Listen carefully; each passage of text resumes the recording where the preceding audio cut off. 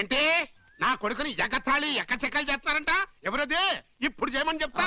బాబాయ్ గారు మీరు ఆవేశపడగలరు. అసలు ఏం జరిగింది? నేను చెప్తాను నువ్వు చెప్పరా.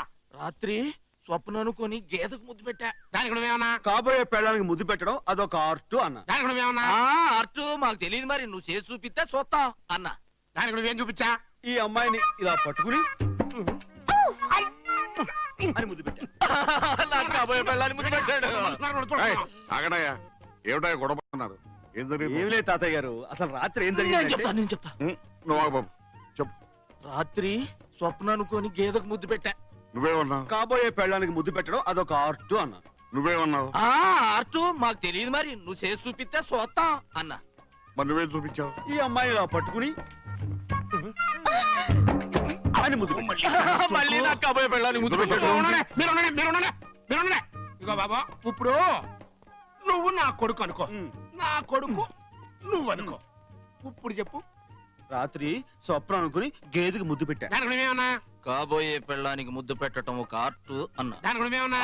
ఆర్ట్ మా తెలియదు, మరి నువ్వు పెట్టు బాబు మేము చూస్తాం అని అన్నా. దానికి నువ్వేం చూపించా? సన్నాసి, అవకాశం ఇచ్చా ముద్దు పెట్టుకోలేవనా? సన్నాసి అదవా. ఆ మాట నువ్వు ముందే చెప్పచ్చుకో. నువ్వు ముందరగచ్చుకో. అప్పుడేమైందిలే, అవతల నిశ్చితార్థం ఉంది కదా, అప్పుడు చూపిస్తా నా తడాకా. బాబు వాళ్ళు రెడీ అయిపోయారు, మరి నువ్వు రెడీ? దేనికి?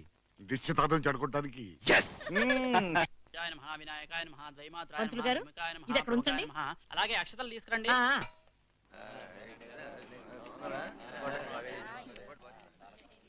రండి అన్నయ్య గారు. బావగారు ఎక్కడమ్మా?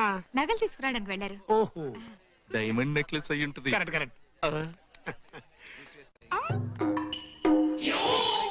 నువ్వు కనపడ్డప్పుడల్లా నేను ఎరిపప్పం చేశాను కదా, ఇప్పుడు నేను అడిగిస్తాను చూడు విలేజ్ స్ట్రోక్, అలా నీళ్ళు కావాలి.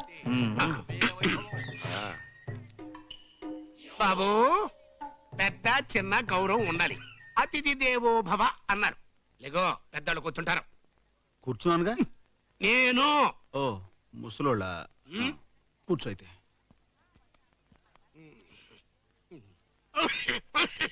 ఏంటి బాబు, సెటిల్ అయిపోయా? కొంచెం మంచులు తెచ్చిపెట్టు. నువ్వే ఏంటి మా కబుర్లు? రే పెద్ద నీ కొంచెం సీట్ ఖాళీ చేశారు, కూర్చోరా. ఇదేంటయ్యా, ఇంటికి పెద్దలను పట్టుకుని మంచినీళ్ళు తెమ్మడం ఏమైనా బాగుందా? ఎవరు కవయా, రోడ్డు మీద జాతర చూసేవాడు మెడలో ఏనుగు దండేసినట్టు క్యాంటీన్ నడుపునేవాడు ఆ అదృష్టం కలిసి వచ్చి ఇంటికి పెద్దలుడు అయ్యాడు. మంచినీళ్ళు అందించడం, కాఫీలు కలిపించడం అడికి అలవాటే.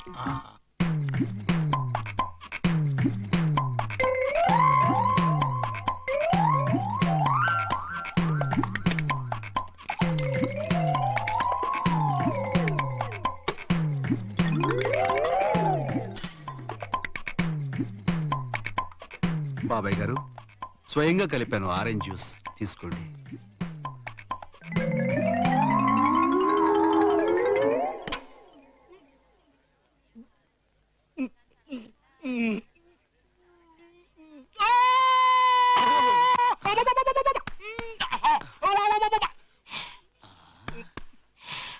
వాడి కళ్ళంపడి నీళ్లు తెప్పిస్తానని చెప్పి నువ్వు కార్చుకున్నావేంటి నాన్న నీళ్లు? ఆనంద బాష్పాలన్నా, నాకు స్ట్రోక్ ఇచ్చా కదా, ఇప్పుడు ఆడికి ఇంకో స్ట్రోక్ ఇస్తాను. కళ్ళము నీళ్ళు కాదు, బ్లడ్ రావాలి. రండి సార్, కూర్చోండి. గానా భజన వాళ్ళ రమ్మని అడ్వాన్స్ ఇచ్చాను, వాళ్ళు ఇంకా రాలేదేంటి? నువ్వెప్పుడు ఇచ్చావు? ఇచ్చాలేరా? ఇదిగో రాజు, మీ మామగారు వచ్చే లోపు కొంచెం కామెడీ చేయవయ్యా, మేమంతా నవ్వుకుంటాం. నేను కామెడీయా? అదేనయ్యా, జోకర్లాగా గంతులు వేసుకుంటూ పాట పాడు. పాట నేను పాడతా. నువ్వు సామరంగా చెప్పాడు. నోరు మీద నువ్వు పాడవయ్యా. నేను ఉత్తర పాడలేను, ఏదైనా యాక్షన్ చేస్తూ పాడమంటే పాడతాను. అలాగే. అరే ఆ హండ్రెడ్ అందుకుంటారా? అంట పట్టండి.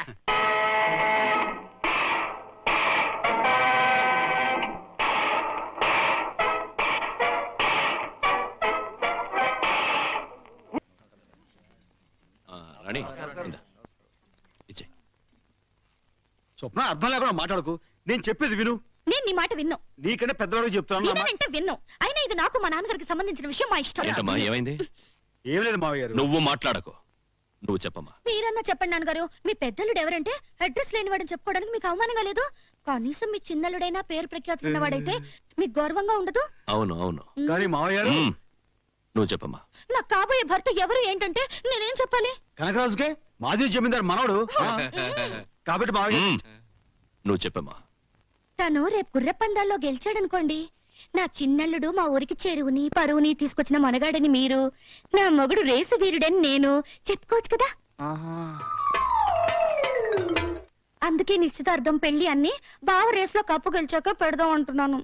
నిజమే గాని ఇంతమందిని పిలిచి అందుకనే మావయ్య గారు ఇంతమందిని పిలిచాం కాబట్టి ఈ శుభకార్యం కాస్త జరిగించి నువ్వు మాట్లాడకు. అమ్మాయి చెప్పిందే కరెక్ట్.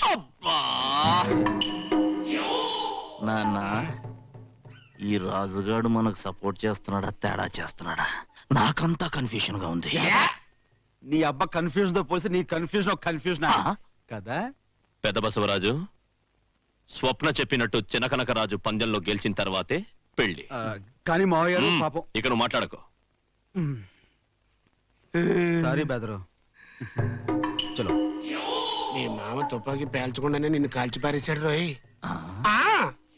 చెంచేస్తా పొడి చేస్తా అని చెరువు గట్టు మీద చిందులు దొక్కావు కదా, ఇప్పుడు పందెంలో గెలుస్తా, గెలిచి తేరతా. మహాజన్లారా, ఈనాటి ఈ పోటీని తిలకించడానికి వచ్చిన మీ అందరికీ మా స్వాగతం. ఈ రోజు జరగబోతున్న ఈ పోటీకి ఒక ప్రత్యేకత ఉంది. గత 2 సంవత్సరాలుగా ఈ పోటీలో గెలిచిన కండ్రిగ తోట పోటీదారులు 3వ సంవత్సరం కూడా గెలిచి ఆ చెరువుని శాశ్వతం చేసుకోవాలని ఒకవైపు, ఈసారైనా ఈ పోటీలో గెలిచి ఆ చెరువుని తమ గ్రామ ప్రజలకు బహుమతిగా ఇవ్వాలని రంగాపురం పోటీదారులు మరోవైపు ఉరకలు వేస్తున్నారు.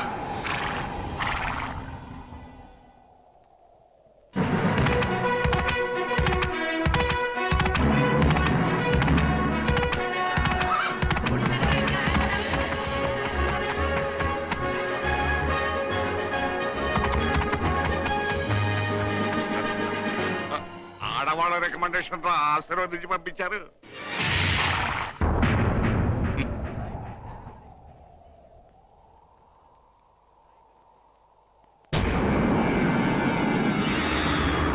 ఇప్పుడు ఆ బంగారపు రంగు జెండాను తెచ్చి ఇక్కడ ముందుగా ఎవరు పాతుతారో వారిని విజేతగా ప్రకటించి వారికి ఈ ట్రాఫీ బహుకరించబడుతుంది. ఏయ్, అన్ని ఏర్పాట్లు చేసావా? చేశానన్నయ్య. జాగ్రత్త. ఆ రంగాపురం వాళ్ళు గెలవటానికి వీలు. అలాగే.